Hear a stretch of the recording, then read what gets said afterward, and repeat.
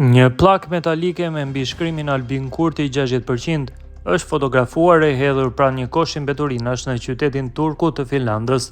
Ky veprim ka ngjallur reagime të ndryshme në rrjetet sociale, ku disa e interpretojnë si një akt simbolik kundër kryeministrit të Kosovës, ndërsa të tjerë e shohin si një shprehje të zhgënjimit ndaj rezultateve të zgjedhjeve të nëntëshkurtit.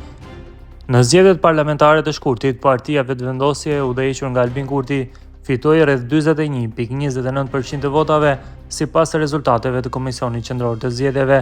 Kjo përqindje është më e ulët krahasuar me zgjedhjet e vitit 2021, ku Vetëvendosje kishte arritur 50.3% të votave në koalicion me Vjosa Osmanin. Megjithatë, Kurti e shpalli fitoren dhe njoftoi formimin e qeverisë së re të njohur si Kurti 3. Nuk është hera e parë që emri Albin Kurtit lidhet me veprime simbolike të tilla.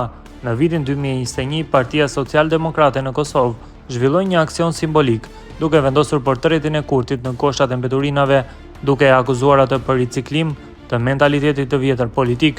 Ende nuk ka informacione zyrtare mbi autorin apo motivin e këtij veprimi në Turku të Finlandës. Megjithatë, ky incident reflekton tensionet dhe ndarjet politike që vazhdojnë të jenë të pranishme në diasporën shqiptare.